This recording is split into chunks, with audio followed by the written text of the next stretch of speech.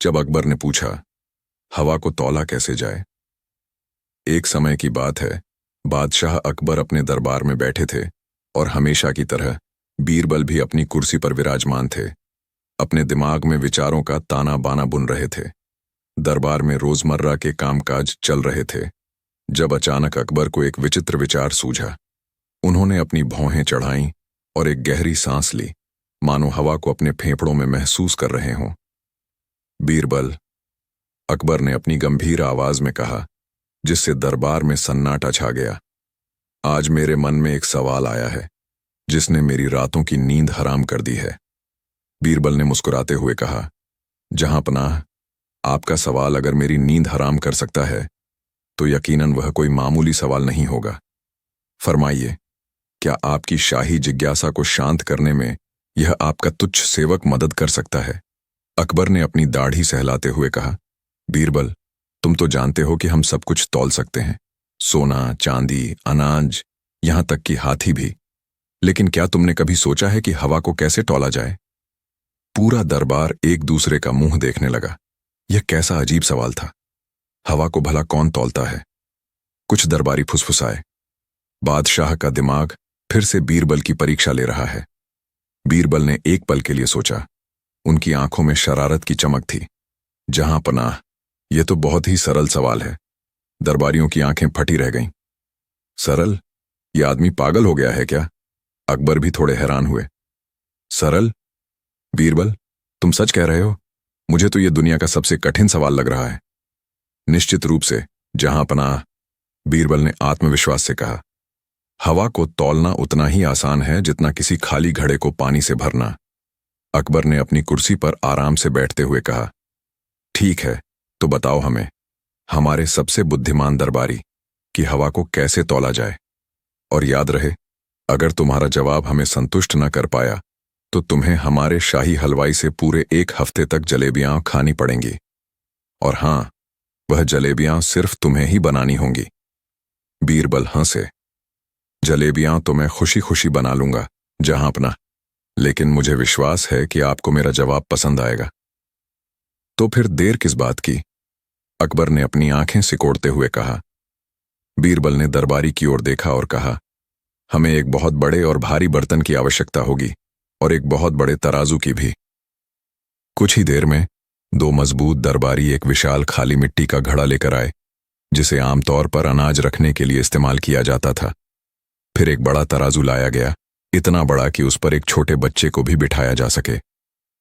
बीरबल ने घड़े को तराजू के एक पल्लड़े पर रख दिया। अब, जहां पनाह, बीरबल ने कहा, इस घड़े का वजन ले लिया जाए। एक दरबारी ने ध्यान से घड़े का वजन किया और घोषणा की, जहां पनाह, इस खाली घड़े का वजन 10 सेर है। बहुत अच्छे, बीरबल ने कहा। अब इस घड़े को बाहर धूप में रख दिया जाए और इसे अच्छी तरह से बंद कर दिया जाए, ताकि कोई भी हवा इसके अंदर से बाहर ना निकल सके और न ही कोई बाहर से अंदर आ सके। दरबारी ने वैसा ही किया। घड़े को कड़ी धूप में रखा गया और कसकर बंद कर दिया गया। घंटा भर बीत गया। दरबार में इंतजार का माहौल था। अकबर बेचैन हो रहे थे। बीरबल, यह सब क्या है? धूप में घड़ा रखने से हवा का वजन कैसे पता चलेगा? बीरबल मुस्कुराए। धैर्य रखिए, जहां अपना, यह सब विज्ञान है। कुछ देर बाद बीरबल ने घड़े को वापस लाने का आदेश दिया। घड़ा अब छूने में गर्म था। अब इस घड़े को फिर से तराजू पर रखा जाए, बीरबल ने कहा। दरबारी ने घड़े को तराजू पर रखा और सभी ने ध्यान से देखा। वजन किया गया और दरबारी ने घोषणा की, जहां पनाह, इस घड़े का वजन अभी भी 10 सेर है। अकबर ने अपनी आंखें घुमाईं। तो इसमें नया क्या है? वजन तो उतना ही है। तुम क्या सिद्ध करना चाहते हो, बीरबल? बीरबल ने एक रहस्यमयी मुस्कान दी। यही तो कमाल है, जहां पनाह। जब हमने घड़े को धूप में रखा तो उसके अंदर की हवा गर्म हो गई। हां, तो? अकबर ने पूछा। गर्म हवा ठंडी हवा से हल्की होती है, जहां पनाह, बीरबल ने समझाया। तो अगर घड़े के अंदर की हवा गर्म होने के बाद भी उसका वजन उतना ही है, तो इसका मतलब है कि हवा का अपना कोई वजन नहीं होता। पूरा दरबार भौंचक्का रह गया। कुछ देर के लिए सन्नाटा छा गया। फिर एक दरबारी ने हिम्मत करके कहा, लेकिन बीरबल, अगर हवा का वजन नहीं होता तो हम उसे महसूस कैसे करते हैं? हवा चलती है, तूफान आते हैं, पेड़ों को गिरा देते हैं। बीरबल ने अपनी उंगली उठाई। ठीक सवाल है। हम हवा को उसके दबाव के कारण महसूस करते हैं, उसके वजन के कारण नहीं। जब गर्म हवा ऊपर उठती है तो वह खाली जगह बनाती है और ठंडी भारी हवा उस जगह को भरने के लिए आती है। इसी गति को हम हवा कहते हैं। अकबर ने धीरे धीरे अपनी पलकें झपकाईं। उन्होंने बीरबल की ओर देखा। उनके चेहरे पर अब हैरानी की जगह प्रशंसा का भाव था। तो तुम कहना चाहते हो कि हवा का वजन नहीं होता, बीरबल? बिल्कुल, जहां पनाह, बीरबल ने कहा। हवा एक ऐसी चीज है जिसका कोई निश्चित वजन नहीं होता, क्योंकि वह हमेशा गतिशील रहती है और अपने आसपास के तापमान और दबाव के अनुसार बदलती रहती है। अकबर ने अपनी दाढ़ी सहलाते हुए कहा, लेकिन अगर हवा का वजन नहीं होता तो हमारे फेफड़ों में जो हवा है उसका क्या? बीरबल हंसे। जहां पनाह, हमारे फेफड़ों में जो हवा है वह भी अपने आसपास के दबाव के कारण ही अंदर आती है। यह एक सतत प्रक्रिया है। हवा का वजन होता ही नहीं, सिर्फ उसका दबाव होता है। अकबर कुछ देर सोचते रहे। फिर अचानक उनके चेहरे पर एक बड़ी मुस्कान आ गई। वाह बीरबल, तुमने फिर से मुझे अचंभित कर दिया। तुमने न केवल एक असंभव सवाल का जवाब दिया, बल्कि एक नई पहेली भी सुलझा दी। तुम्हारी बुद्धि का कोई सानी नहीं है। बीरबल ने झुककर सम्मान प्रकट किया। अकबर ने कहा, लेकिन बीरबल, तुमने कहा था कि हवा को तौलना आसान है। तुमने तो यह बताया कि उसे तौला नहीं जा सकता। यह कैसी चाल है? बीरबल मुस्कुराए। जहां पनाह, यही तो रहस्य था। जब मैंने कहा कि हवा को तौलना आसान है तो मेरा मतलब था कि यह समझना आसान है कि इसे तौला नहीं जा सकता, क्योंकि जिस चीज का वजन ही नहीं उसे तौलेंगे कैसे? दरबारी ठहाके लगाने लगे। बीरबल ने अपनी चतुराई से अकबर को एक बार फिर मात दे दी थी। अकबर भी हंसते हंसते लोटपोट हो गए। ठीक है बीरबल, अकबर ने अपनी हंसी रोकते हुए कहा, तुम्हारी बुद्धि का कोई जवाब नहीं, लेकिन अब तुम हमें एक और पहेली सुलझाओ। क्या तुम बता सकते हो कि इस दरबार में सबसे ज्यादा शोर कौन करता है? बीरबल ने दरबारियों की ओर देखा। सभी शांत थे। जहां अपना, बीरबल ने कहा, यह तो बहुत आसान है। इस दरबार में सबसे ज्यादा शोर वह करता है जो सबसे कम बोलता है। दरबारी फिर हैरान। यह कैसे संभव है? अकबर ने अपनी भौहें उठाईं। यह कैसी पहेली है बीरबल? जो कम बोलता है वह सबसे ज्यादा शोर कैसे कर सकता है? बीरबल ने मुस्कुराते हुए कहा, जहां पनाह, जब कोई व्यक्ति बहुत कम बोलता है तो उसके शब्दों का बहुत महत्व होता है। जब वह बोलता है तो सभी उसकी बात ध्यान से सुनते हैं और उसके शब्द दूर दूर तक गूंजते हैं। जबकि जो व्यक्ति बहुत ज्यादा बोलता है उसकी बातों का उतना महत्व नहीं रहता और उसके शब्द शोर में खो जाते हैं। इसलिए सबसे कम बोलने वाला व्यक्ति ही अपने शब्दों से सबसे ज्यादा शोर करता है। अकबर ने सिर हिलाया। बीरबल, तुम हमेशा हमें सोचने पर मजबूर कर देते हो। तुम्हारी पहेलियां और उनके जवाब हमेशा मुझे हैरान करते हैं। आज तुमने न केवल हवा का वजन बताया, बल्कि शब्दों के महत्व को भी समझाया। तुम सचमुच हमारे दरबार के अनमोल रत्न हो। बीरबल ने फिर से सम्मानपूर्वक सिर झुकाया।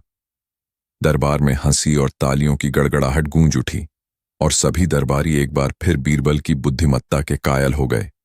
और इस तरह अकबर और बीरबल ने एक और दिन को अपनी अनोखी बुद्धिमत्ता और हास्य से भर दिया, जिससे दरबार में ज्ञान और मनोरंजन का एक अद्भुत संगम बना रहा। जब बीरबल ने बादशाह से पूछा, किसकी मुंह सच्ची? बादशाह अकबर का दरबार हमेशा की तरह अपनी पूरी शान और शौकत के साथ सजा हुआ था। दूर दराज के व्यापारी, विद्वान, कवि और दरबारी अपनी अपनी जगहों पर बैठे थे।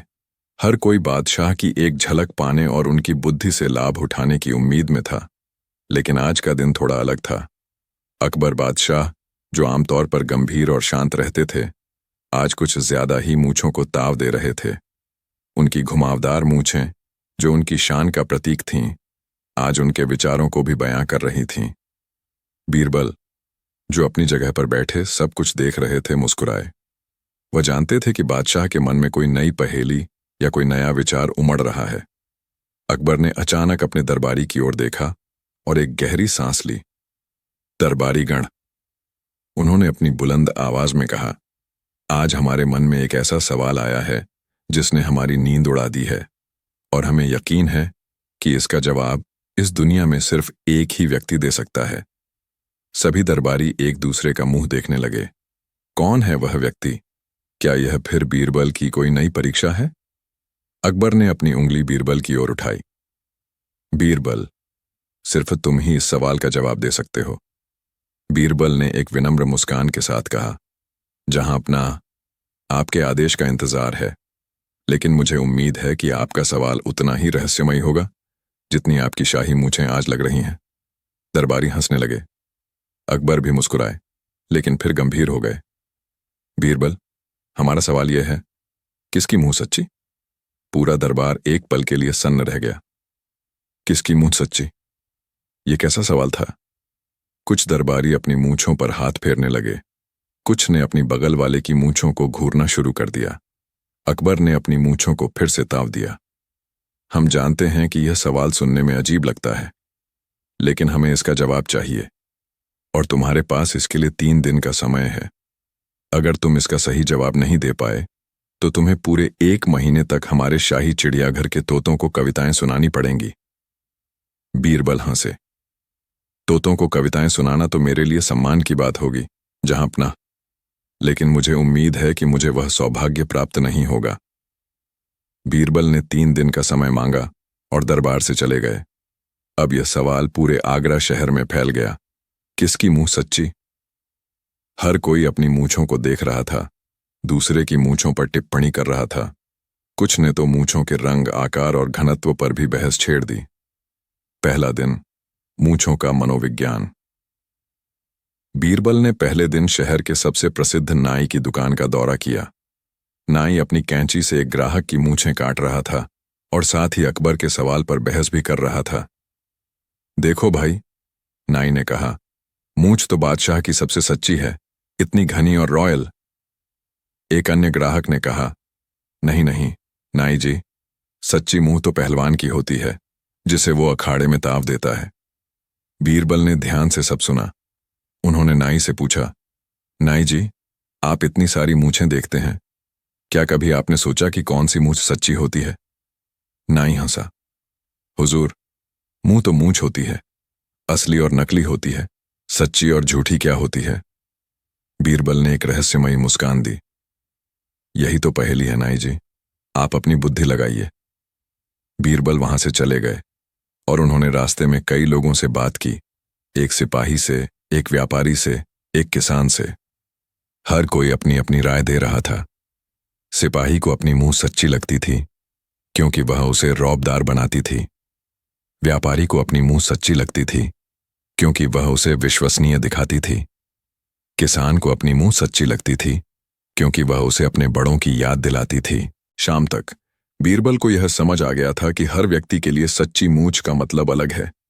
यह एक व्यक्तिपरक धारणा थी जिसका कोई सीधा जवाब नहीं था। उन्हें कुछ और सोचना था। दूसरा दिन, मूंछों का व्यापार। अगले दिन बीरबल ने शहर के बाजार का दौरा किया। उन्होंने देखा कि कुछ दुकानदार नकली मूंछें बेच रहे थे, नाटकों के लिए, डिस्गाइजेस के लिए। बीरबल ने एक दुकानदार से पूछा, भाई, यह नकली मूंछें इतनी महंगी क्यों हैं? दुकानदार ने कहा, हुजूर, असली जैसी दिखने वाली मूंछें बनाने में बहुत मेहनत लगती है। बाल असली जानवरों के इस्तेमाल होते हैं या फिर बहुत अच्छे सिंथेटिक फाइबर के। लोग इसे इसलिए खरीदते हैं ताकि वे अपने किरदार में जान डाल सकें। बीरबल ने एक नकली मूंछ उठाई। तो क्या यह मूंछ सच्ची है? दुकानदार हंसा। यह कैसे सच्ची होगी हुजूर? यह तो सिर्फ एक प्रॉप है, इसे तो चिपकाया जाता है। बीरबल ने कुछ सोचा। अगर नकली मूंछ सच्ची नहीं है तो असली मूंछ ही सच्ची होनी चाहिए। लेकिन फिर अकबर का सवाल तो यह नहीं था कि कौन सी मूंछ असली है, सवाल था किसकी मूंछ सच्ची। बीरबल को एक नया विचार सूझा। उन्होंने नकली मूंछ बेचने वाले से पूछा, क्या कभी किसी ने आपसे ऐसी मूंछ खरीदी है जिससे उसे सच्चाई महसूस हुई हो? दुकानदार ने अपनी मूंछें खुजलाईं। एक बार एक बुजुर्ग आदमी ने मुझसे बहुत घनी सफेद मूंछ खरीदी थी। वह एक नाटक में राजा का किरदार निभा रहा था। उसने नाटक के बाद आकर बताया कि जब उसने वह मूंछ लगाई तो उसे लगा कि वह सचमुच एक राजा है। उसे अपने किरदार में सच्चाई महसूस हुई।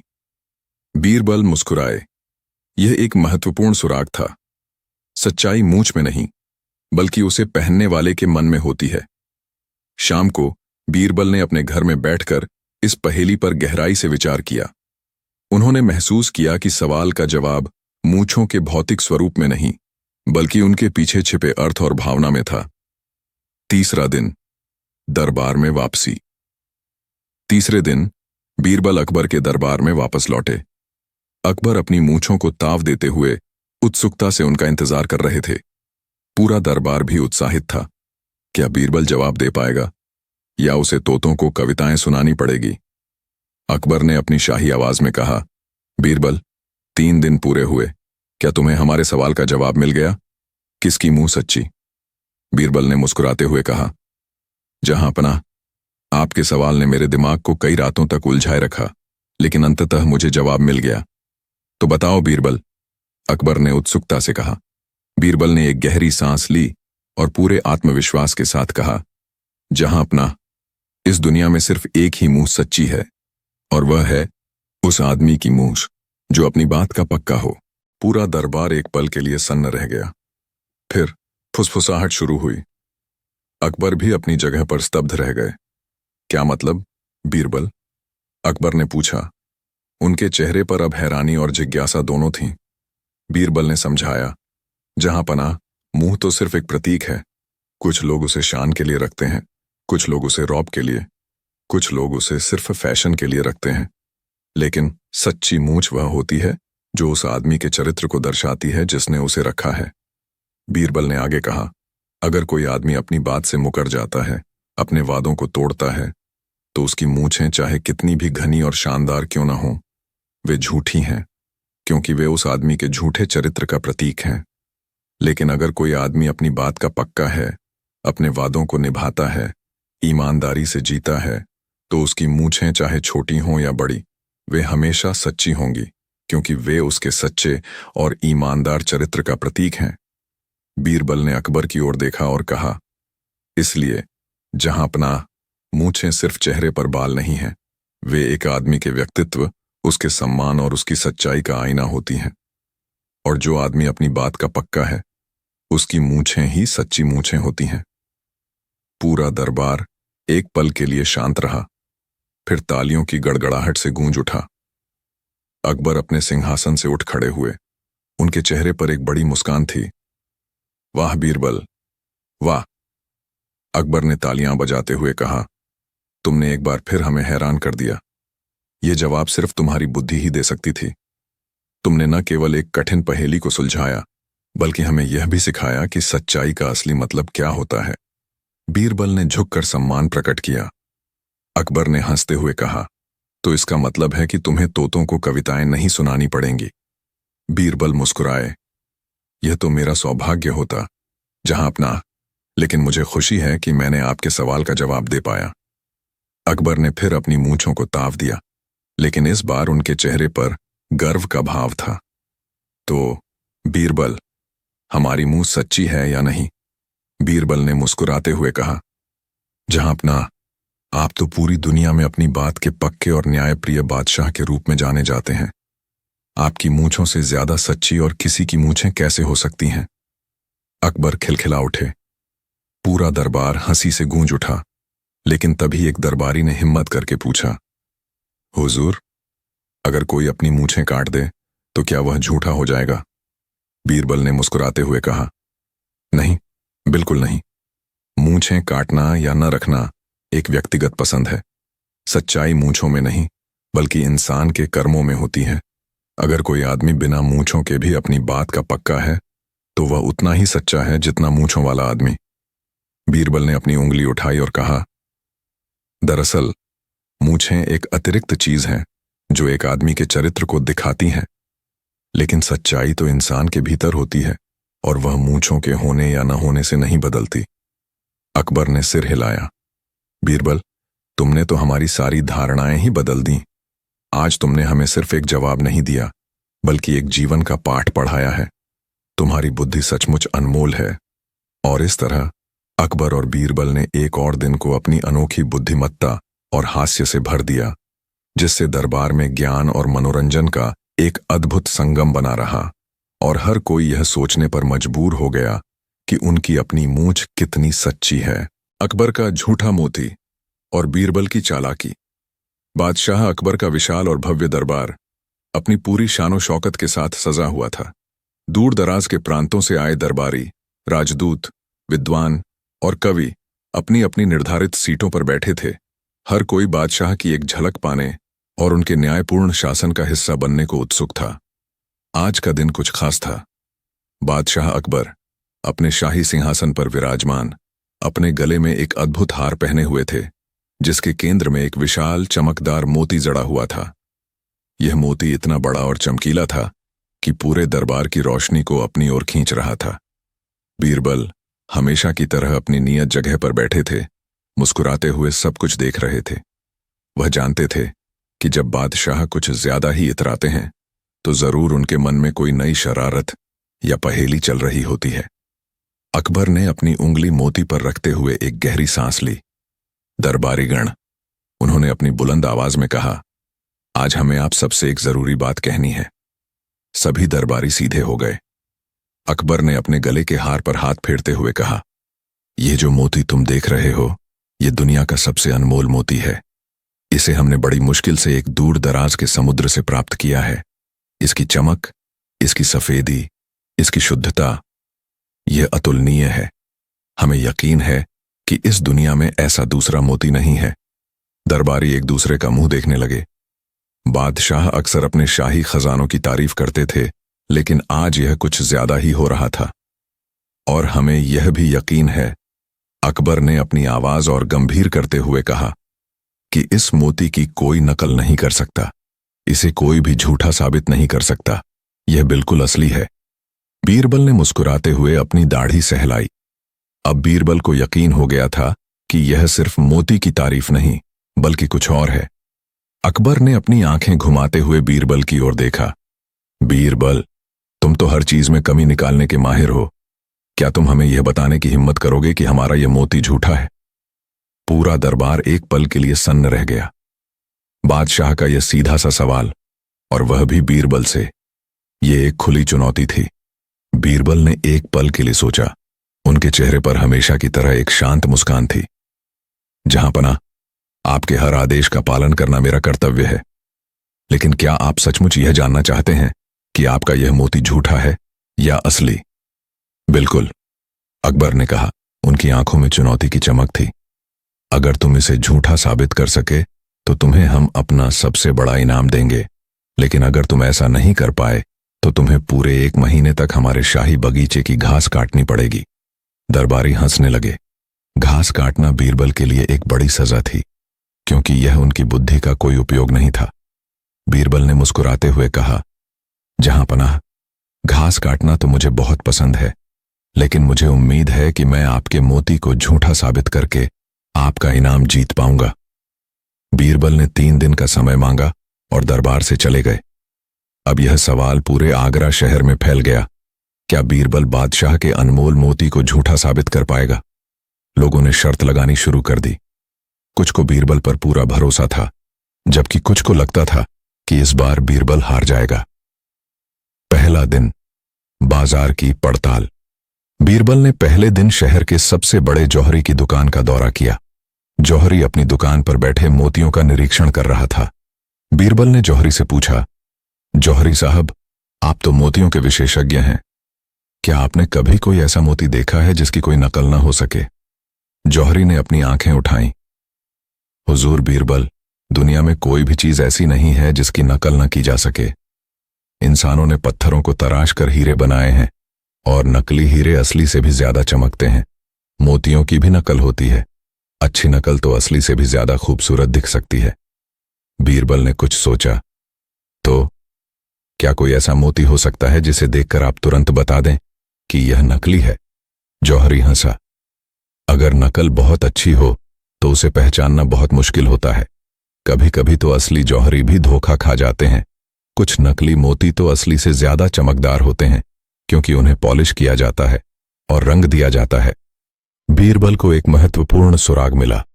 उन्होंने जौहरी से पूछा, मान लीजिए आपको बादशाह का वह बड़ा मोती दे दिया जाए, क्या आप उसे देखकर बता सकते हैं कि वह नकली है या असली? जौहरी ने सिर हिलाया। मुझे उसे कई तरीकों से जांचना होगा। उसकी चमक, उसका वजन, उसकी सतह की बनावट, उसकी घनत्व, सिर्फ देखकर बताना मुश्किल है। बीरबल ने जौहरी को धन्यवाद दिया और वहां से चले गए। उन्हें समझ आ गया था कि सिर्फ मोती को देखकर उसकी सच्चाई का पता नहीं लगाया जा सकता। दूसरा दिन, कलाकारों की दुनिया। अगले दिन बीरबल ने शहर के उन कलाकारों और शिल्पकारों से मुलाकात की जो नकली गहने बनाने में माहिर थे। बीरबल ने एक कलाकार से पूछा, आप नकली मोती कैसे बनाते हैं? कलाकार ने बताया, हुजूर, हम कांच, प्लास्टिक या कभी कभी तो हड्डी के पाउडर का इस्तेमाल करते हैं। फिर उसे एक खास तरह के पेस्ट से ढकते हैं जो उसे मोतियों जैसी चमक देता है। कभी कभी हम मछली के स्केल के पाउडर का भी इस्तेमाल करते हैं क्योंकि उसमें प्राकृतिक चमक होती है। बीरबल ने पूछा, क्या आप इतने बड़े मोती की नकल बना सकते हैं जितना बादशाह के पास है?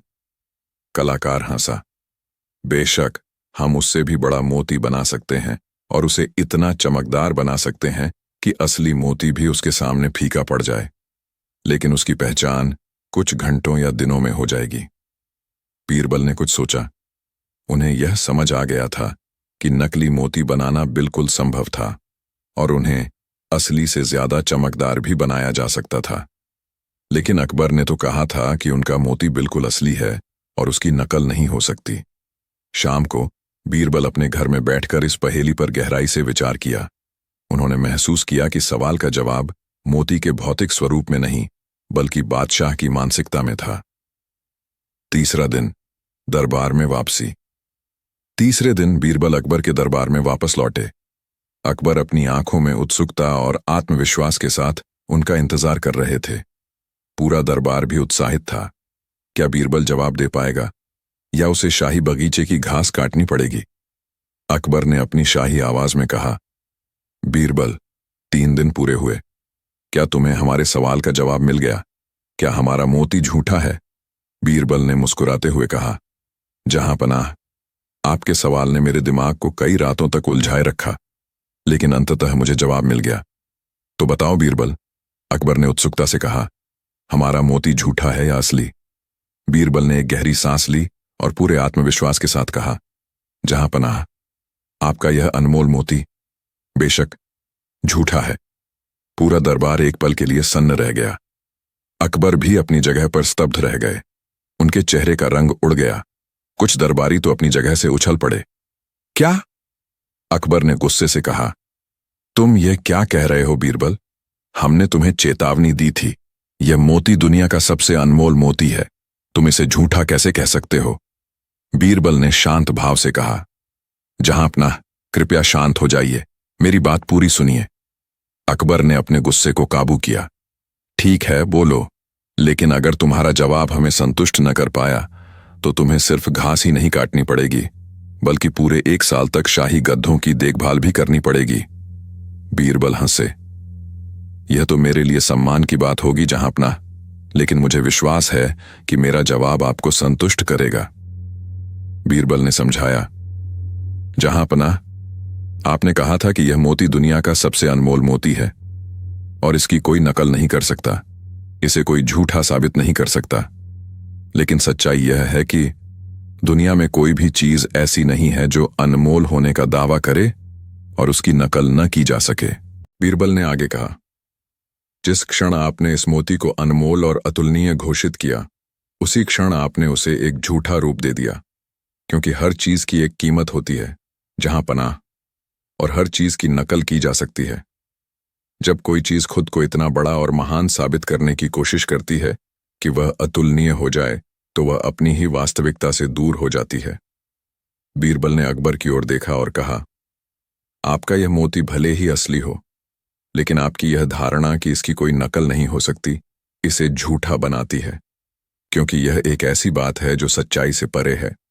हर चीज की नकल की जा सकती है, हर चीज का एक विकल्प होता है, और जो चीज खुद को अद्वितीय घोषित करती है वह अहंकार की झूठी दुनिया में प्रवेश कर जाती है। बीरबल ने अपनी उंगली उठाई। और जहां पनाह, आपने खुद कहा था कि इसे कोई भी झूठा साबित नहीं कर सकता, लेकिन जैसे ही आपने यह चुनौती दी, आपने उसे एक सवाल बना दिया, और हर सवाल का एक जवाब होता है। और मेरे हिसाब से इसका जवाब यही है कि आपकी वह धारणा कि यह अतुलनीय है इसे झूठा बनाती है। पूरा दरबार एक पल के लिए शांत रहा, फिर फुसफुसाहट शुरू हुई। अकबर अपने सिंहासन पर निस्तब्ध बैठे थे। उनके चेहरे पर अब गुस्सा नहीं, बल्कि अचरज और विचार का भाव था।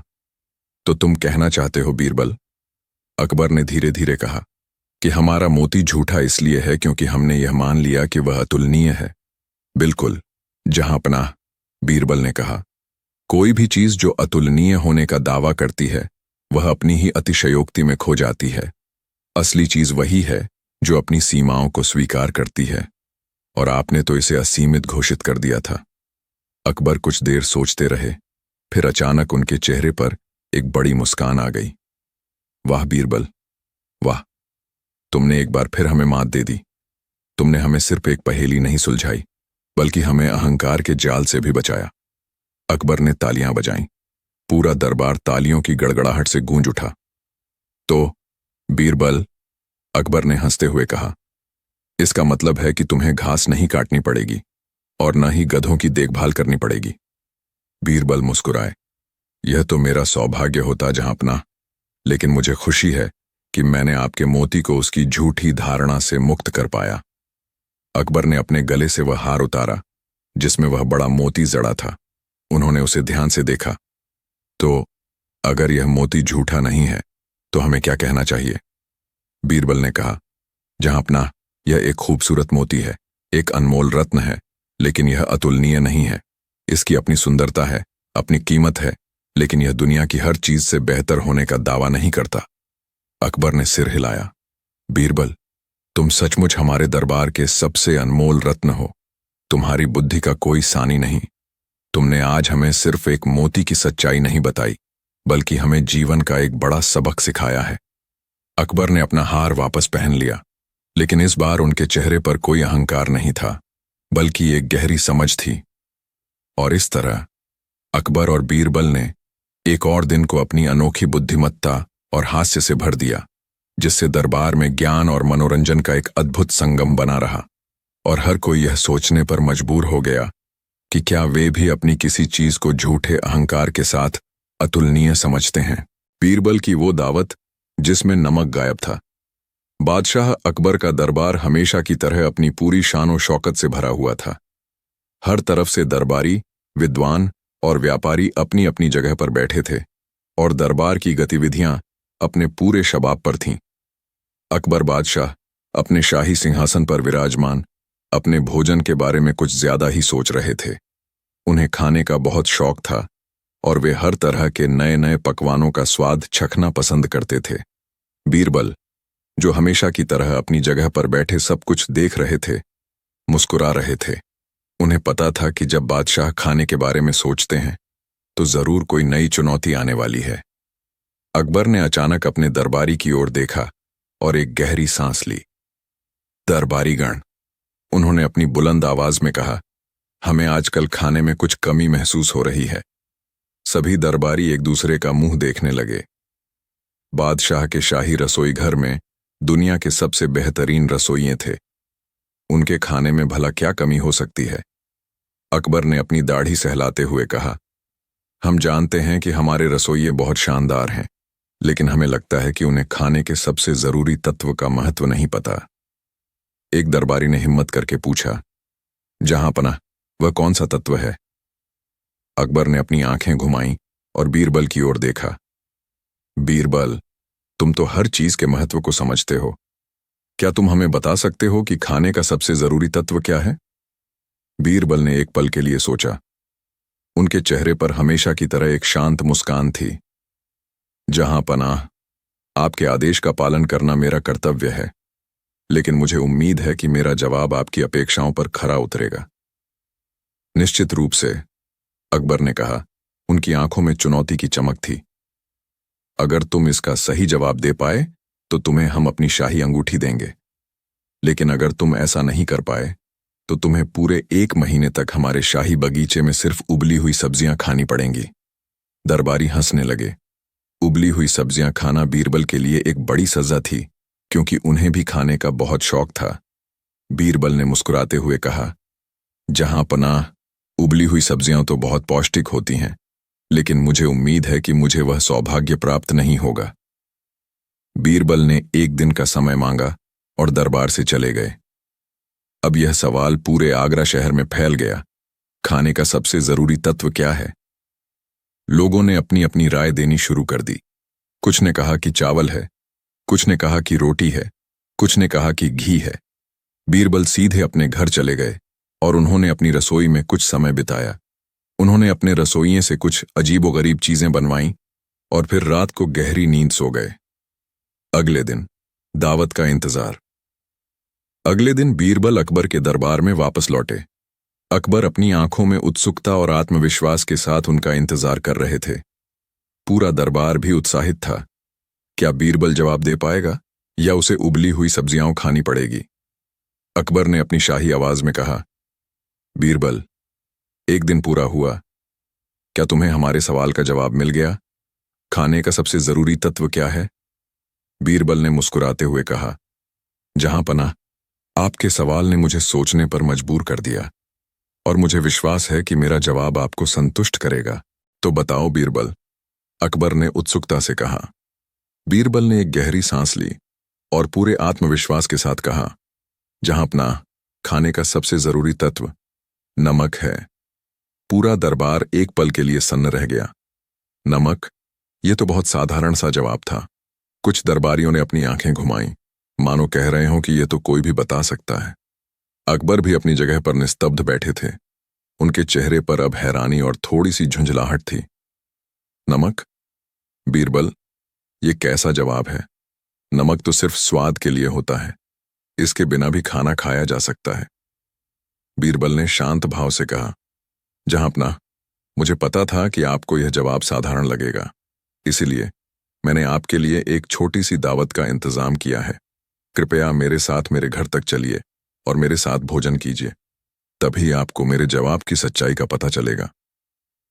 अकबर थोड़े हिचकिचाए, लेकिन बीरबल की बातों में हमेशा एक रहस्य होता था। उन्होंने अपनी सहमति दी और पूरा दरबार भी उनके साथ बीरबल के घर की ओर चल पड़ा। बीरबल के घर में एक छोटी सी दावत का इंतजाम था। मेज पर कई तरह के स्वादिष्ट व्यंजन रखे हुए थे। चावल, दाल, सब्जियां, रोटी, दही और कुछ मिठाइयां। सभी व्यंजन देखने में बहुत ही आकर्षक लग रहे थे। बीरबल ने अकबर और अन्य दरबारियों को बैठने का इशारा किया। जहां पनाह, बीरबल ने कहा, आज मैंने आपके लिए कुछ खास पकवान बनवाए हैं, कृपया इनका स्वाद चखिए। अकबर ने एक रोटी का टुकड़ा लिया और उसे दाल के साथ खाया। उनके चेहरे पर तुरंत एक अजीब सा भाव आ गया। उन्होंने दाल का एक और चम्मच खाया और फिर एक सब्जी का टुकड़ा भी। हर चीज का स्वाद अजीब लग रहा था, कुछ बेस्वाद, कुछ कड़वा, कुछ फीका। बीरबल, अकबर ने कहा। उनके चेहरे पर अब झुंझलाहट साफ दिख रही थी। यह क्या है? तुम्हारे खाने में कोई स्वाद नहीं है, ये दाल तो बिल्कुल फीकी है और सब्जियों में तो कोई मजा ही नहीं है।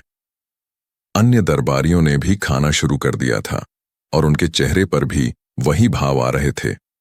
कुछ ने तो खांसी भी शुरू कर दी, जैसे खाना उनके गले से नीचे नहीं उतर रहा हो। हुजूर बीरबल, एक दरबारी ने कहा, यह खाना तो बिल्कुल बेस्वाद है, इसमें कुछ तो कमी है। बीरबल मुस्कुराए। क्या आप बता सकते हैं कि इसमें क्या कमी है? सभी दरबारियों ने एक दूसरे का मुंह देखा। उन्हें समझ नहीं आ रहा था कि क्या कमी है। खाना देखने में तो अच्छा लग रहा था, लेकिन स्वाद में बिल्कुल बेकार था। अकबर ने फिर से एक चम्मच दाल ली और उसे चाखा। हमें नहीं पता क्या कमी है बीरबल, लेकिन यह खाने के लायक नहीं है। बीरबल ने मुस्कुराते हुए कहा, जहां पनाह, आपके सवाल का जवाब यही है। इस पूरे खाने में नमक नहीं है। पूरा दरबार एक पल के लिए सन्न रह गया। सभी ने अपनी आंखें फटी रह गईं। नमक, हाँ, यही तो कमी थी। नमक के बिना सारा खाना बेस्वाद हो गया था। अकबर अपनी जगह से उछल पड़े। नमक, हाँ, यही कमी थी। बीरबल, तुमने यह सब जानबूझकर किया। बीरबल ने मुस्कुराते हुए कहा, जहां पनाह, यह आपकी ही परीक्षा थी। आपने पूछा था कि खाने का सबसे जरूरी तत्व क्या है। मैंने आपको जवाब दिया कि नमक है, लेकिन जब आपने उसे साधारण समझा तो मुझे आपको इसका महत्व समझाना पड़ा। बीरबल ने आगे कहा, चावल, रोटी, दाल, सब्जियां, ये सब बहुत महत्वपूर्ण है, लेकिन नमक एक ऐसा तत्व है जो इनकी पहचान को पूर्ण करता है। नमक के बिना इन सब का कोई मतलब नहीं रह जाता। यह खाने में जान डालता है, इसे स्वादिष्ट बनाता है। यह सिर्फ स्वाद ही नहीं, बल्कि एक पहचान भी है। अकबर अपने सिंहासन पर वापस बैठे। उनके चेहरे पर अब अचरज और प्रशंसा का भाव था। वाह बीरबल, वाह, तुमने एक बार फिर हमें मात दे दी। तुमने हमें सिर्फ एक जवाब नहीं दिया, बल्कि एक अनुभव कराया। अकबर ने तालियां बजाईं। पूरा दरबार तालियों की गड़गड़ाहट से गूंज उठा। तो बीरबल, अकबर ने हंसते हुए कहा, इसका मतलब है कि तुम्हें उबली हुई सब्जियां नहीं खानी पड़ेंगी। बीरबल मुस्कुराए। यह तो मेरा सौभाग्य होता जहां अपना, लेकिन मुझे खुशी है कि मैंने आपको नमक का महत्व समझा पाया।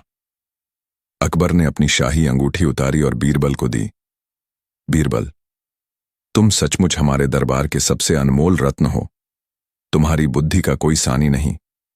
तुमने आज हमें सिर्फ एक छोटे से तत्व का महत्व नहीं बताया, बल्कि हमें यह भी सिखाया है कि कभी-कभी सबसे साधारण चीजें ही सबसे ज्यादा महत्वपूर्ण होती हैं। बीरबल ने सम्मानपूर्वक अंगूठी स्वीकार की। तभी एक दरबारी ने हिम्मत करके पूछा, हुजूर बीरबल, अगर नमक इतना जरूरी है तो इसे इतना सस्ता क्यों बेचा जाता है? बीरबल ने मुस्कुराते हुए कहा, क्योंकि यह भगवान की देन है और यह हर इंसान की थाली तक पहुंचना चाहिए। जो चीजें जीवन के लिए सबसे जरूरी होती हैं, वे अक्सर सबसे सस्ती होती हैं। हवा, पानी, सूरज की रोशनी और नमक, इन सब के बिना जीवन असंभव है। अकबर ने सिर हिलाया। बीरबल, तुम हमेशा हमें सोचने पर मजबूर कर देते हो। आज तुमने हमें सिर्फ खाने का महत्व नहीं समझाया, बल्कि जीवन के गहरे रहस्य भी बताए हैं। और इस तरह अकबर और बीरबल ने एक और दिन को अपनी अनोखी बुद्धिमत्ता और हास्य से भर दिया, जिससे दरबार में ज्ञान और मनोरंजन का एक अद्भुत संगम बना रहा। और हर कोई यह सोचने पर मजबूर हो गया कि क्या वे भी अपनी जिंदगी में किसी साधारण लेकिन अनमोल चीज को नजरअंदाज कर रहे हैं। इस दावत की याददाश्त लंबे समय तक दरबार में छाई रही, और हर बार जब कोई खाना खाता तो उसे बीरबल की वो दावत याद आ जाती जिसमें नमक गायब था। कौन है दरबार का सबसे बेवकूफ? बीरबल ने दिया झटका। बादशाह अकबर का दरबार अपनी पूरी शान शौकत के साथ सजा हुआ था। दूर दराज के प्रांतों से आए दरबारी, विद्वान और व्यापारी अपनी अपनी निर्धारित सीटों पर बैठे थे। हर कोई बादशाह की एक झलक पाने और उनके न्यायपूर्ण शासन का हिस्सा बनने को उत्सुक था। आज का दिन कुछ ज्यादा ही गर्म था, और अकबर बादशाह को लग रहा था कि उनके दिमाग में भी कुछ ऐसे ही गर्म सवाल उमड़ रहे हैं। अकबर अपने शाही सिंहासन पर विराजमान अपने माथे पर हाथ फेर रहे थे। उन्हें लग रहा था कि दरबार में कभी-कभी कुछ ज्यादा ही गंभीर और विद्वान लोग हो जाते हैं, और उन्हें थोड़ा मनोरंजन चाहिए होता है। बीरबल, जो हमेशा की तरह अपनी नियत जगह पर बैठे सब कुछ देख रहे थे, मुस्कुरा रहे थे। उन्हें पता था कि जब बादशाह बेचैन होते हैं तो जरूर कोई नई चुनौती आने वाली है, और वह भी अजीबोगरीब। अकबर ने अचानक अपने दरबारी की ओर देखा और एक गहरी सांस ली। दरबारी गण, उन्होंने अपनी बुलंद आवाज में कहा, आज हमें आप सबसे एक बहुत ही गंभीर सवाल पूछना है। सभी दरबारी सीधे हो गए। अकबर ने अपनी दाढ़ी सहलाते हुए कहा, हम जानते हैं कि हमारे दरबार में बहुत बुद्धिमान लोग हैं, विद्वान, कवि, कलाकार, लेकिन हमें लगता है कि कहीं न कहीं कोई ऐसा भी होगा जो उतना बुद्धिमान न हो। एक दरबारी ने हिम्मत करके पूछा, जहांपना, क्या आप किसी मूर्ख व्यक्ति की बात कर रहे हैं? अकबर ने अपनी आंखें घुमाईं और बीरबल की ओर देखा। बीरबल, तुम तो इंसानों को परखने के माहिर हो। क्या तुम हमें बता सकते हो कि इस दरबार का सबसे बड़ा बेवकूफ कौन है? पूरा दरबार एक पल के लिए सन्न रह गया। यह कैसा सवाल था? किसी को बेवकूफ घोषित करना, वह भी भरे दरबार में। यह तो किसी भी दरबारी के लिए अपमान की बात थी। सभी दरबारी एक दूसरे का मुंह देखने लगे। हर कोई सोच रहा था कि कहीं बीरबल उनका नाम न ले ले। बीरबल ने एक पल के लिए सोचा। उनके चेहरे पर हमेशा की तरह एक शांत मुस्कान थी। जहां पनाह, आपके आदेश का पालन करना मेरा कर्तव्य है, लेकिन क्या आप सचमुच यह जानना चाहते हैं कि दरबार का सबसे बेवकूफ व्यक्ति कौन है? बिल्कुल, अकबर ने कहा। उनकी आंखों में चुनौती की चमक थी। अगर तुम हमें उस व्यक्ति का नाम बता सके तो तुम्हें हम अपना सबसे बड़ा इनाम देंगे, लेकिन अगर तुम ऐसा नहीं कर पाए तो तुम्हें पूरे 1 महीने तक हमारे शाही हाथी को नहलाना पड़ेगा। दरबारी हंसने लगे। हाथी को नहलाना बीरबल के लिए एक बड़ी सज्जा थी, क्योंकि यह एक मुश्किल और गंदगी भरा काम था। बीरबल ने मुस्कुराते हुए कहा, जहां पनाह, हाथी को नहलाना तो मुझे बहुत पसंद है, लेकिन मुझे उम्मीद है कि मुझे वह सौभाग्य प्राप्त नहीं होगा। बीरबल ने 1 दिन का समय मांगा और दरबार से चले गए। अब यह सवाल पूरे आगरा शहर में फैल गया। बीरबल किसे दरबार का सबसे बेवकूफ घोषित करेगा? लोगों ने अपनी अपनी राय देनी शुरू कर दी। हर कोई अपने दुश्मन दरबारी का नाम ले रहा था और खुद को बुद्धिमान साबित कर रहा था। बीरबल सीधे अपने घर चले गए और उन्होंने अपनी दिनचर्या में कोई बदलाव नहीं किया। वह जानते थे कि इस सवाल का जवाब किसी किताब में नहीं मिलेगा, बल्कि लोगों के व्यवहार में मिलेगा। अगले दिन दावत का इंतजार। अगले दिन बीरबल अकबर के दरबार में वापस लौटे। अकबर अपनी आंखों में उत्सुकता और आत्मविश्वास के साथ उनका इंतजार कर रहे थे। पूरा दरबार भी उत्साहित था। क्या बीरबल जवाब दे पाएगा या उसे शाही हाथी को नहलाना पड़ेगा? अकबर ने अपनी शाही आवाज में कहा, बीरबल, एक दिन पूरा हुआ। क्या तुम्हें हमारे सवाल का जवाब मिल गया? इस दरबार का सबसे बेवकूफ कौन है? बीरबल ने मुस्कुराते हुए कहा, जहां पनाह, आपके सवाल ने मुझे सोचने पर मजबूर कर दिया और मुझे विश्वास है कि मेरा जवाब आपको संतुष्ट करेगा। तो बताओ बीरबल, अकबर ने उत्सुकता से कहा, कौन है वह बेवकूफ? बीरबल ने एक गहरी सांस ली और पूरे आत्मविश्वास के साथ कहा, जहां पनाह, इस दरबार का सबसे बड़ा बेवकूफ कोई और नहीं, आप खुद हैं। पूरा दरबार एक पल के लिए सन्न रह गया। एक भयंकर सन्नाटा छा गया। दरबारी अपनी जगह से हिलने से भी डर रहे थे। अकबर भी अपनी जगह पर स्तब्ध रह गए। उनके चेहरे का रंग उड़ गया। उनकी आंखें गुस्से से लाल हो गईं। क्या? अकबर ने गुस्से से कहा। उनकी आवाज गरज रही थी। तुम्हारी इतनी हिम्मत बीरबल? तुम हमें बेवकूफ कह रहे हो? तुम्हें अपनी जान की परवाह नहीं है? बीरबल ने शांत भाव से कहा, जहां अपना, कृपया शांत हो जाइए, मेरी बात पूरी सुनिए। अकबर ने अपने गुस्से को काबू किया। उन्होंने तलवार की म्यान पर हाथ रखा, लेकिन फिर उसे छोड़ दिया। ठीक है, बोलो, लेकिन अगर तुम्हारा जवाब हमें संतुष्ट न कर पाया तो तुम्हें अपनी जिंदगी का सबसे बुरा दिन देखना पड़ेगा। बीरबल ने मुस्कुराते हुए कहा, जहां पनाह, आप ही बताइए, जब दुनिया में इतना काम है, इतनी महत्वपूर्ण बातें हैं, तो आप यह पता लगाने में अपना समय क्यों बर्बाद कर रहे हैं कि सबसे बड़ा बेवकूफ कौन है? बीरबल ने आगे कहा, आप बादशाह हैं, जहां पनाह, आपके पास राज चलाने, लोगों की भलाई करने, न्याय करने जैसे महत्वपूर्ण कार्य हैं, लेकिन आप एक ऐसे सवाल में उलझे हुए हैं जिसका कोई वास्तविक महत्व नहीं है। क्या यह बुद्धिमानी है? बीरबल ने अकबर की ओर देखा और कहा, एक बुद्धिमान व्यक्ति हमेशा अपने समय का सदुपयोग करता है। वह ज्ञान प्राप्त करने, समस्याओं को सुलझाने और जीवन को बेहतर बनाने में लगा रहता है। लेकिन जो व्यक्ति ऐसे निरर्थक सवालों में उलझता है कि कौन सबसे बेवकूफ है, वह अपना समय बर्बाद कर रहा है। और समय बर्बाद करना, जहां पनाह, सबसे बड़ी बेवकूफी है। बीरबल ने अपनी उंगली उठाई। और जहां पनाह, आपने यह सवाल पूछा और दूसरों से इसका जवाब मांगा। क्या कोई बुद्धिमान व्यक्ति ऐसे सवाल पूछता है जिसका कोई लाभ ना हो? क्या कोई बुद्धिमान व्यक्ति दूसरों को बेवकूफ साबित करने में लगा रहता है? बीरबल ने फिर अपनी आवाज शांत की। आप बादशाह हैं, जहां पनाह, आपके हर फैसले का लाखों लोगों पर असर पड़ता है। अगर आप अपना समय ऐसे सवालों में बर्बाद करेंगे तो यह राजकाज के लिए अच्छा नहीं होगा।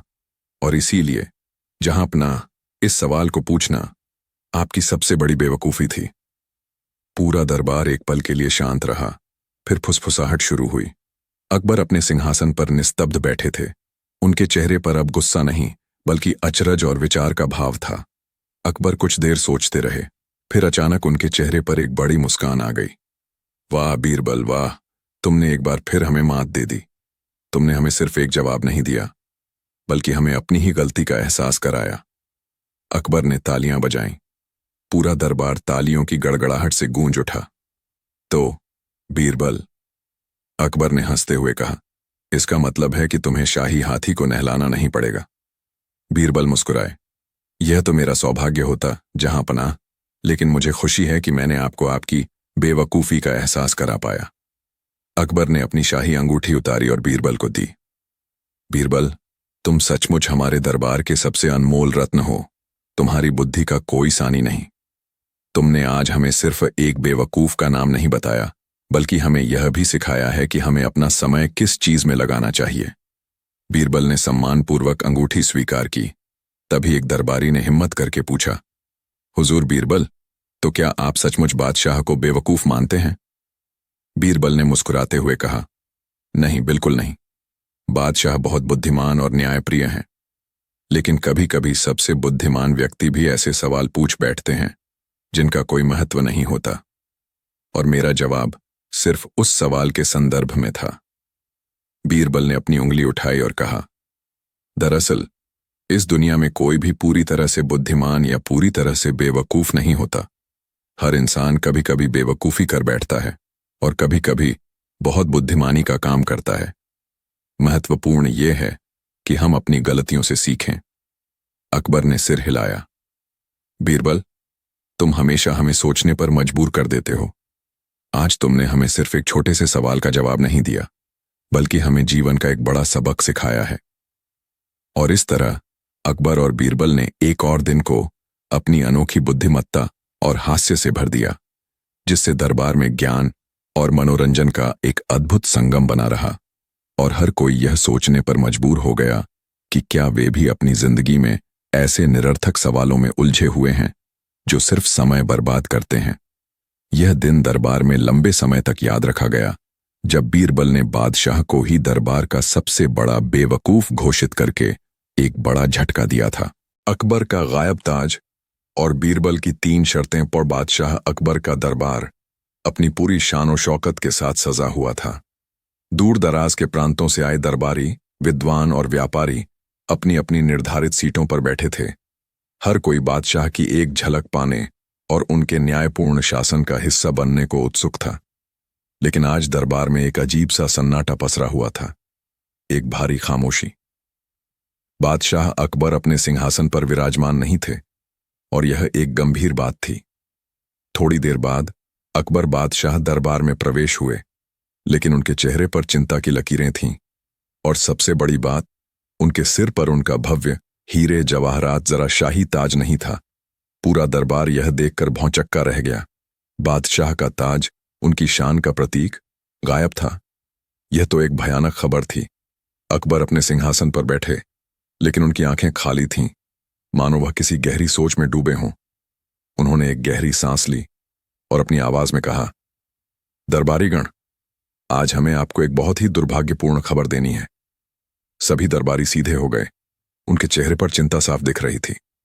आज सुबह, अकबर ने कहा, उनकी आवाज में दुख और निराशा दोनों थे। जब हम अपने शाही शयन कक्ष से उठे तो पाया कि हमारा शाही ताज गायब है। वह कहीं नहीं मिल रहा है। पूरा दरबार एक पल के लिए सन्न रह गया। यह तो एक आपदा थी। बादशाह का ताज गायब होना, यह किसी बड़े खतरे का संकेत हो सकता था। दरबारी एक दूसरे का मुंह देखने लगे। हर कोई सोच रहा था कि अब क्या होगा। अकबर ने अपनी आंखें घुमाईं और बीरबल की ओर देखा। बीरबल, तुम तो हमारे सबसे बुद्धिमान दरबारी हो। तुमने हमेशा हमारी समस्याओं का समाधान किया है। क्या तुम हमें इस मुसीबत से निकाल सकते हो? क्या तुम हमारा शाही ताज ढूंढ सकते हो? बीरबल हमेशा की तरह अपनी नियत जगह पर बैठे थे, मुस्कुरा रहे थे। वह जानते थे कि यह एक बड़ी चुनौती थी, लेकिन उनके चेहरे पर आत्मविश्वास था। जहां पनाह, बीरबल ने एक पल के लिए सोचा।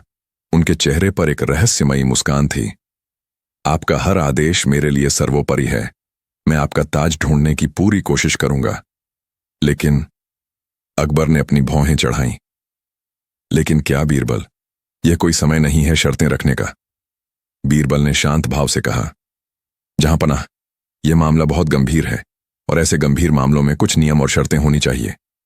मैं आपका ताज जरूर ढूंढूंगा, लेकिन मेरी 3 शर्तें होंगी। पूरा दरबार फिर हैरान।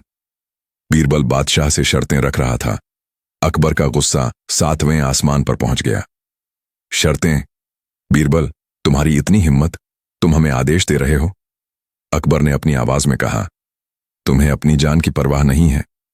बीरबल ने शांत भाव से कहा, जहां पनाह, यह आपकी ही जान माल की हिफाजत के लिए है। अगर आप मेरी शर्तें मानेंगे तो मैं आपको विश्वास दिलाता हूं कि आपका ताज मिल जाएगा, लेकिन अगर आप नहीं मानेंगे तो मुझे क्षमा करें, मैं इस मामले में आपकी कोई मदद नहीं कर पाऊंगा। अकबर कुछ देर सोचते रहे। उन्हें बीरबल पर पूरा भरोसा था और वह जानते थे कि बीरबल बिना किसी ठोस कारण के ऐसी बातें नहीं कहते। उनकी मजबूरी भी थी। अकबर ने अपनी दाढ़ी सहलाते हुए कहा, ठीक है बीरबल, तुम्हारी क्या शर्तें हैं? बोलो। बीरबल ने एक गहरी सांस ली और अपनी पहली शर्त रखी। बीरबल की पहली शर्त, आज से 3 दिन तक कोई भी दरबारी या राज्य कर्मचारी अपने घर में मेहमान नहीं बुलाएगा और न ही किसी के घर मेहमान बनकर जाएगा। पूरा दरबार एक पल के लिए सन्न रह गया। यह कैसी शर्त थी? लोगों के सामाजिक जीवन पर पाबंदी? अकबर भी थोड़े हैरान हुए। यह कैसी शर्त है बीरबल? अकबर ने पूछा, मेहमानों का ताज से क्या लेना देना? बीरबल ने मुस्कुराते हुए कहा, जहां पनाह, हर चीज का लेना देना होता है। यह मेरी पहली शर्त है, माननी होगी। अकबर ने अनिच्छा से सहमति दी। ठीक है, यह शर्त मानी जाती है। दूसरी शर्त? बीरबल ने अपनी दूसरी शर्त रखी। बीरबल की दूसरी शर्त, अगले 3 दिनों तक शाही रसोई घर में सिर्फ दाल चावल और एक सूखी सब्जी बनेगी। कोई भी विशेष पकवान या शाही व्यंजन नहीं बनेगा। अब तो दरबार में फुसफुसाहट शुरू हो गई। यह कैसी शर्त थी? बादशाह के खाने पर पाबंदी। अकबर को खाने का बहुत शौक था। यह क्या बेवकूफी है बीरबल? अकबर ने गुस्से से कहा, खाने का ताज से क्या लेना देना? हमें भूख नहीं मरनी चाहिए। बीरबल ने शांत भाव से कहा, जहां अपना, यह भी जरूरी है। यह मेरी दूसरी शर्त है, माननी होगी। अकबर का चेहरा लाल हो गया, लेकिन वह जानते थे कि बीरबल की बातों में कोई गहरा रहस्य छुपा होता है। उन्होंने फिर से अनिच्छा से सहमति दी। ठीक है, यह भी मानी जाती है। अब तुम्हारी तीसरी और आखिरी शर्त? बीरबल ने मुस्कुराते हुए अपनी तीसरी और सबसे अजीबोगरीब शर्त रखी। बीरबल की तीसरी शर्त, अगले 3 दिनों तक सभी दरबारी और शाही कर्मचारी हर शाम को शाही बाग में इकट्ठा होंगे और हर कोई अपने कपड़े फाड़कर या उन्हें जलाकर एक छोटा सा हवन करेगा। पूरा दरबार एक पल के लिए सन्न रह गया। यह कैसी शर्त थी? अपने कपड़े जलाना, यह तो पागलपन था। कुछ दरबारी तो अपनी जगह से उठ खड़े हुए मानो विरोध करना चाहते हों। अकबर भी अपनी जगह पर निस्तब्ध बैठे थे। उनके चेहरे पर अब गुस्सा नहीं, बल्कि अचरज और झुंझलाहट दोनों थीं। बीरबल, यह कैसी बेवकूफी है? अपने कपड़े जलाना, यह तो शाही दरबार का अपमान है। हमें क्या दिखाना चाहते हो? बीरबल ने शांत भाव से कहा, जहां पनाह, यह मेरी तीसरी और सबसे महत्वपूर्ण शर्त है। अगर यह नहीं मानी गई तो मुझे क्षमा करें, मैं आपका ताज नहीं ढूंढ पाऊंगा। अकबर कुछ देर सोचते रहे। उन्हें बीरबल की बातों पर गुस्सा आ रहा था, लेकिन उनके पास कोई और रास्ता नहीं था। ताज बहुत जरूरी था। अकबर ने अपनी दाढ़ी सहलाते हुए कहा, ठीक है बीरबल, तुम्हारी तीनों शर्तें मानी जाती हैं, लेकिन अगर तुम इन शर्तों के बावजूद हमारा ताज नहीं ढूंढ पाए तो तुम्हें अपनी जिंदगी का सबसे बुरा दिन देखना पड़ेगा। बीरबल मुस्कुराए। यह तो मेरा सौभाग्य होता जहां पनाह, लेकिन मुझे विश्वास है कि मैं आपको निराश नहीं करूंगा। बीरबल ने दरबार से विदा ली और अपने काम में लग गए। दरबार में सभी लोग आपस में फुसफुसा रहे थे। बीरबल की शर्तें अजीब थीं और किसी को समझ नहीं आ रहा था कि इनका ताज से क्या संबंध है। पहला दिन, अजीबोगरीब दावत और हवन। पूरे आगरा शहर में बीरबल की शर्तों की खबर फैल गई। लोग हैरान थे। बादशाह के दरबार में यह सब क्या हो रहा था? शाम को सभी दरबारी और शाही कर्मचारी शाही बाग में इकट्ठा हुए। उनके चेहरे पर अजीबोगरीब भाव थे। कोई शर्मिंदा था, कोई गुस्से में था, कोई उलझन में था। हर किसी ने अपने कपड़ों का एक छोटा सा टुकड़ा फाड़ा या जलाया और एक छोटा सा हवन किया। ये सब बहुत अजीब लग रहा था। बादशाह अकबर भी वहां मौजूद थे, लेकिन उनके चेहरे पर अब भी चिंता की लकीरें थीं। उन्होंने बीरबल को कुछ भी करते नहीं देखा था। बीरबल सिर्फ सब कुछ देख रहे थे। उनके चेहरे पर एक रहस्यमयी मुस्कान थी। दूसरा दिन, अजीबोगरीब दावत और हवन जारी। दूसरे दिन भी वही सब हुआ। कोई मेहमान नहीं आया। शाही रसोई में सिर्फ दाल चावल बने और शाम को सभी ने अपने कपड़े जलाकर हवन किया। कुछ दरबारी अब चिड़चिड़े हो गए थे। उन्हें लग रहा था कि बीरबल उन्हें परेशान कर रहा है। एक दरबारी ने हिम्मत करके अकबर से पूछा, जहां पनाह, यह सब क्या हो रहा है? बीरबल ने अभी तक ताज ढूंढने के लिए कुछ नहीं किया। वह सिर्फ हमें परेशान कर रहा है। अकबर ने गुस्से में कहा, शांत रहो। बीरबल पर हमें पूरा भरोसा है। उसे अपना काम करने दो। बीरबल ने सब कुछ सुन लिया था, लेकिन उन्होंने कोई प्रतिक्रिया नहीं दी। तीसरा दिन, रहस्य का खुलासा। तीसरा दिन आ गया। दरबार में अब भी ताज नहीं था। अकबर बेचैन हो रहे थे। शाम को सभी दरबारी फिर शाही बाग में इकट्ठा हुए, अपने कपड़ों का एक और टुकड़ा जलाने के लिए। तभी बीरबल ने अपनी उंगली उठाई। जहां अपना, मुझे आपका ताज मिल गया है। पूरा दरबार एक पल के लिए सन्न रह गया। सभी की आंखें फटी रह गईं। अकबर अपनी जगह से उछल पड़े। कहाँ है बीरबल? कहाँ है हमारा ताज? बीरबल ने मुस्कुराते हुए कहा, जहां पनाह, आपका ताज यहां दरबार में ही है और इसे ढूंढने में मेरी शर्तों ने मेरी मदद की। बीरबल ने अपनी उंगली एक दरबारी की ओर उठाई, जिसका नाम था शेरखाना, जो हमेशा से अकबर के खजाने का हिसाब रखता था और बहुत ही विश्वसनीय माना जाता था। शेर खान का चेहरा पीला पड़ गया। शेर खान, बीरबल ने कहा, आपको बादशाह का ताज वापस करना होगा। शेर खान ने अपनी जगह से हिलने से भी इनकार कर दिया। उसके चेहरे पर डर साफ दिख रहा था। नहीं हुजूर बीरबल, मैंने कुछ नहीं किया है। मैं निर्दोष हूं। बीरबल ने मुस्कुराते हुए कहा, शेर खान, हमें सब पता है और तुम्हारी हरकतें ही तुम्हारा राज खोल रही हैं। बीरबल ने अकबर की ओर देखा और कहा, जहां पनाह, मैंने पहली शर्त रखी थी कि कोई मेहमान नहीं बुलाएगा और न ही किसी के घर मेहमान बनकर जाएगा। ऐसा मैंने इसलिए किया ताकि अगर किसी ने ताज चुराया है तो वह उसे किसी बाहरी व्यक्ति को बेच न सके या कहीं छुपा न सके। इससे वह उसे अपने पास रखने पर मजबूर हो जाता। दूसरी शर्त, शाही रसोई में सिर्फ दाल चावल बनाना, मैंने इसलिए रखी ताकि चोर को लालच न हो कि वह चोरी किए गए धन से दावत करे। जब खाने में कोई स्वाद नहीं होता तो उसे पैसे खर्च करने का कोई मजा नहीं आता। बीरबल ने अपनी उंगली फिर शेर खान की ओर उठाई। और मेरी तीसरी शर्त, अपने कपड़े जलाकर हवन करना, यह सबसे महत्वपूर्ण थी।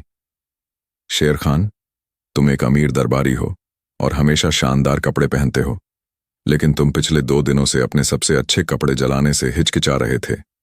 तुम हमेशा अपने पुराने फटे हुए कपड़ों का एक छोटा सा टुकड़ा जलाते थे। शेर खान का चेहरा और पीला पड़ गया। बीरबल ने आगे कहा, आज सुबह मैंने तुम्हें ध्यान से देखा। तुम एक ऐसे कपड़े का टुकड़ा जलाने जा रहे थे जो देखने में बहुत नया और अच्छा लग रहा था, लेकिन तुमने उसे तुरंत बदल दिया और एक पुराना कपड़ा जलाया। ऐसा इसलिए था, जहां पनाह, क्योंकि शेर खान ने अपने कुछ सबसे अच्छे नए कपड़ों को फाड़कर या काटकर ताज को छुपाने के लिए इस्तेमाल किया है। पूरा दरबार एक पल के लिए सन्न रह गया। अकबर अपनी जगह से उछल पड़े। क्या शेर खान, तुमने यह सब किया? शेर खान अब कांपने लगा था। उसके पास कोई और रास्ता नहीं था। उसने अपनी जेब से एक कपड़ा निकाला जो कई परतों में लपेटा हुआ था और उसे खोला। अंदर बादशाह का शाही ताज चमक रहा था। पूरा दरबार अपनी आंखों पर विश्वास नहीं कर पा रहा था। शेर खान ने ताज चुराया था। अकबर ने गुस्से से शेर खान की ओर देखा। शेर खान, तुम्हारी इतनी हिम्मत? तुमने हमें धोखा दिया। तुमने हमारे शाही ताज को चुराया। शेर खान ने रोते हुए अकबर के पैरों पर गिरकर माफी मांगी। उसने बताया कि उसे जुए की लत लग गई थी और उसने बहुत सारा पैसा गंवा दिया था, इसलिए उसने ताज चुराया ताकि उसे बेचकर अपना कर्ज चुका सके। अकबर ने शेर खान को कड़ी सजा सुनाई, लेकिन बीरबल की बुद्धि और चालाकी से ताज वापस मिल गया था। अकबर ने बीरबल की ओर देखा। उनके चेहरे पर अब गर्व और प्रशंसा का भाव था। वाह बीरबल, वाह, तुमने एक बार फिर हमें हैरान कर दिया। तुम्हारी तीनों शर्तें अजीब लग रही थीं, लेकिन उनमें एक गहरा रहस्य छुपा था। अकबर ने तालियां बजाईं। पूरा दरबार तालियों की गड़गड़ाहट से गूंज उठा।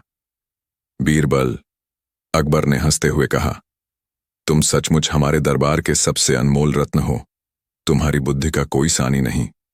तुमने आज हमें सिर्फ हमारा ताज वापस नहीं दिलाया, बल्कि हमें यह भी सिखाया है कि कभी कभी सबसे अजीबोगरीब लगने वाले तरीकों में भी सबसे गहरी सच्चाई छुपी होती है। और इस तरह अकबर और बीरबल ने एक और दिन को अपनी अनोखी बुद्धिमत्ता और हास्य से भर दिया, जिससे दरबार में ज्ञान और मनोरंजन का एक अद्भुत संगम बना रहा। बीरबल की वो 3 शर्तें लंबे समय तक दरबार में याद रखी गईं, और हर कोई यह सोचने पर मजबूर हो गया कि बीरबल की चालें हमेशा कितनी गहरी और अप्रत्याशित होती हैं। बादशाह अकबर का दरबार अपनी पूरी शान शौकत के साथ सजा हुआ था। दूर दराज के प्रांतों से आए दरबारी, विद्वान और व्यापारी अपनी अपनी निर्धारित सीटों पर बैठे थे। हर कोई बादशाह की एक झलक पाने और उनके न्यायपूर्ण शासन का हिस्सा बनने को उत्सुक था। आज दरबार में एक अजीब सा माहौल था। अकबर बादशाह अपने सिंहासन पर विराजमान कुछ ज्यादा ही इतरा रहे थे। उन्हें लग रहा था कि उनकी बुद्धि और न्याय शक्ति का कोई सानी नहीं है। बीरबल, जो हमेशा की तरह अपनी नियत जगह पर बैठे सब कुछ देख रहे थे, मुस्कुरा रहे थे। उन्हें पता था कि जब बादशाह ज्यादा इतराते हैं तो जरूर उनके मन में कोई नई चुनौती या कोई नई अजीबोगरीब आजमाइश चल रही होती है, और वह भी उनकी ही ओर। अकबर ने एक गहरी सांस ली और अपनी आवाज में कहा, दरबारीगण, हमें आजकल लग रहा है कि हमारी न्याय शक्ति और हमारी बुद्धि का कोई मुकाबला नहीं कर सकता। पूरा दरबार एक पल के लिए सन्न रह गया। बादशाह का यह सीधा सा बयान सुनकर सभी दरबारी हैरान थे। कुछ ने तुरंत उनकी प्रशंसा करनी शुरू कर दी। जहां पनाह, आप तो न्याय के देवता हैं, आपकी बुद्धि अतुलनीय है। अकबर ने अपनी दाढ़ी सहलाते हुए कहा, हम जानते हैं कि हम बुद्धिमान हैं, लेकिन हमें एक बात की चिंता है। क्या इस दरबार में कोई ऐसा व्यक्ति है जो हमें हमारी ही बुद्धि में मात दे सके? सभी दरबारी एक दूसरे का मुंह देखने लगे। यह कैसा सवाल था? बादशाह को उनकी ही बुद्धि में मात देना, यह तो मुमकिन ही नहीं था। अकबर ने अपनी आंखें घुमाईं और बीरबल की ओर देखा। बीरबल, तुम तो हमेशा हमारी बुद्धि को चुनौती देते हो। क्या तुम हमें यह बता सकते हो कि हम इतने बुद्धिमान क्यों हैं? और क्या कोई ऐसा व्यक्ति है जो हमें मात दे सके? बीरबल हमेशा की तरह मुस्कुरा रहे थे। उनके चेहरे पर आत्मविश्वास था।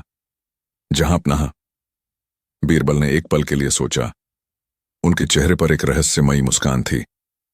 आपके हर आदेश का पालन करना मेरा कर्तव्य है, और मैं आपको विश्वास दिलाता हूं कि आप बहुत बुद्धिमान हैं। लेकिन अकबर ने अपनी भौहें चढ़ाईं। लेकिन क्या बीरबल, यह कोई समय नहीं है शर्तें रखने का। बीरबल ने शांत भाव से कहा, जहां पनाह, आपकी बुद्धि की आजमाइश करना कोई मामूली बात नहीं है। इसके लिए कुछ विशेष व्यवस्था करनी होगी। अकबर ने अपनी दाढ़ी सहलाते हुए कहा, ठीक है बीरबल, तुम्हारी क्या शर्त है? बोलो। बीरबल ने एक गहरी सांस ली और अपनी शर्त रखी। बीरबल की शर्त, जहां पनाह, मैं आपकी बुद्धि की आजमाइश करूंगा, लेकिन इसके लिए आपको अगले 3 दिनों तक एक भिखारी का वेश धारण करके शहर में घूमना होगा। आपको किसी से भी अपनी पहचान नहीं बतानी होगी, और आपको उन 3 दिनों में जो भी मिलेगा वही खाना होगा। पूरा दरबार एक पल के लिए सन्न रह गया। यह कैसी शर्त थी? बादशाह को भिखारी का वेश धारण करना होगा। यह तो शाही दरबार का अपमान था। अकबर का गुस्सा 7वें आसमान पर पहुंच गया। क्या बीरबल, तुम्हारी इतनी हिम्मत? तुम हमें भिखारी बनाना चाहते हो? अकबर ने अपनी आवाज में कहा, तुम्हें अपनी जान की परवाह नहीं है? बीरबल ने शांत भाव से कहा, जहां पनाह, यह आपकी ही बुद्धि की आजमाइश है। अगर आप सचमुच अपनी बुद्धि को साबित करना चाहते हैं तो आपको यह शर्त माननी होगी। तभी आपको यह पता चलेगा कि दुनिया में बुद्धि का असली महत्व क्या है। अकबर कुछ देर सोचते रहे। उन्हें बीरबल पर पूरा भरोसा था, और वह जानते थे कि बीरबल बिना किसी ठोस कारण के ऐसी बातें नहीं कहते। उनकी मजबूरी भी थी। उन्हें अपनी बुद्धि साबित करनी थी। अकबर ने अपनी दाढ़ी सहलाते हुए कहा, ठीक है बीरबल, तुम्हारी शर्त मानी जाती है। हम अगले 3 दिनों तक भिखारी का वेश धारण करेंगे, लेकिन अगर इस आजमाइश के बाद हमारी बुद्धि पर कोई दाग आया तो तुम्हें अपनी जिंदगी का सबसे बुरा दिन देखना पड़ेगा। बीरबल मुस्कुराए। यह तो मेरा सौभाग्य होता जहां अपना, लेकिन मुझे विश्वास है कि मैं आपको निराश नहीं करूंगा। बीरबल ने दरबार से विदा ली और अपने काम में लग गए। दरबार में सभी लोग आपस में फुसफुसा रहे थे। बादशाह भिखारी का वेश धारण करेंगे, यह तो एक अनोखी आजमाइश थी। पहला दिन, बादशाह की पहली झलकार। अगले दिन सुबह अकबर ने बीरबल की मदद से एक पुराने फटे हुए कपड़े पहने। उनके चेहरे को राख से काला कर दिया गया था और उनकी दाढ़ी भी बिखरी हुई थी। वह बिल्कुल एक भिखारी की तरह लग रहे थे। बीरबल ने उन्हें कुछ पैसे दिए और कहा, जहां पनाह, यह आपकी 3 दिनों की कमाई है, इससे ज्यादा आपको नहीं मिलेगा। आपको अपनी बुद्धि का इस्तेमाल करके खाना ढूंढना होगा। अकबर शहर में निकले, पहली बार अपने राजमहल से बाहर एक साधारण व्यक्ति के रूप में। लोगों ने उन्हें पहचाना नहीं। कुछ ने उन्हें भिखारी समझकर भगा दिया, कुछ ने उन्हें दया करके थोड़ा बहुत खाना दिया। अकबर को पहली बार गरीबी और भूख का एहसास हुआ। उन्हें समझ आया कि एक भिखारी का जीवन कितना मुश्किल होता है। शाम को अकबर बहुत थके हुए और भूखे अपने शाही गुप्त मार्ग से वापस महल लौटे। उन्होंने बीरबल को बुलाया। बीरबल, अकबर ने कहा, यह बहुत मुश्किल है। हमें तो कोई पहचान ही नहीं रहा और खाना ढूंढना इतना मुश्किल है। आज हमें सिर्फ एक सूखी रोटी और कुछ पानी मिला। बीरबल मुस्कुराए। जहां पनाह, अभी तो यह शुरुआत है, असली आजमाइश तो अब शुरू होगी। दूसरा दिन, भूख और निराशा। दूसरे दिन अकबर फिर भिखारी का वेश धारण करके शहर में निकले। आज वह ज्यादा भूखे थे। उन्होंने लोगों से और खाना मांगने की कोशिश की, लेकिन उन्हें बहुत कम मिला। कुछ लोगों ने तो उन्हें दुर्व्यवहार भी किया। अकबर को बहुत गुस्सा आया, लेकिन वह अपनी पहचान नहीं बता सकते थे। दोपहर में अकबर एक बाजार में बैठे थे, बहुत भूखे। तभी एक बच्चा उनके पास आया और उन्हें एक मीठी जलेबी दी। अकबर हैरान रह गए। बच्चे ने उन्हें बिना मांगे जलेबी दी थी। शाम को अकबर फिर महल लौटे, बहुत थके हुए और निराश। उन्होंने बीरबल को बुलाया। बीरबल, अकबर ने कहा, यह बहुत अपमानजनक है। हमें कोई पहचानता नहीं है और हमें खाने के लिए भीख मांगनी पड़ती है। हम तो एक बच्चे के सहारे पर जिंदा हैं। बीरबल मुस्कुराए। जहां पनाह, यह भी एक सबक है। अब कल आखिरी दिन है। तीसरा दिन, अजनबी का भोजन। तीसरे दिन अकबर फिर भिखारी का वेश धारण करके शहर में निकले। आज वह बहुत भूखे और कमजोर महसूस कर रहे थे। उन्हें लग रहा था कि वह अब और बर्दाश्त नहीं कर सकते। वह एक गली में बैठे थे जब एक अजनबी आदमी उनके पास आया। अजनबी आदमी ने अकबर को देखा। उसके चेहरे पर दया का भाव था। उसने अकबर को अपने साथ चलने को कहा। अकबर उसके साथ गए। अजनबी आदमी उन्हें अपने घर ले गया, जो बहुत ही साधारण सा था। उसने अकबर को गर्मा गर्म रोटी, दाल और सब्जी खिलाई। अकबर को यह खाना दुनिया का सबसे स्वादिष्ट खाना लगा। खाने के बाद अजनबी आदमी ने अकबर को कुछ कपड़े भी दिए और कहा, भाई, तुम बहुत गरीब लगते हो। यह कपड़े ले लो और भगवान तुम्हारा भला करे। अकबर हैरान रह गए। इस अजनबी ने उन्हें बिना किसी स्वार्थ के खाना और कपड़े दिए थे। उन्हें पहली बार किसी इंसान की सच्ची दया का एहसास हुआ।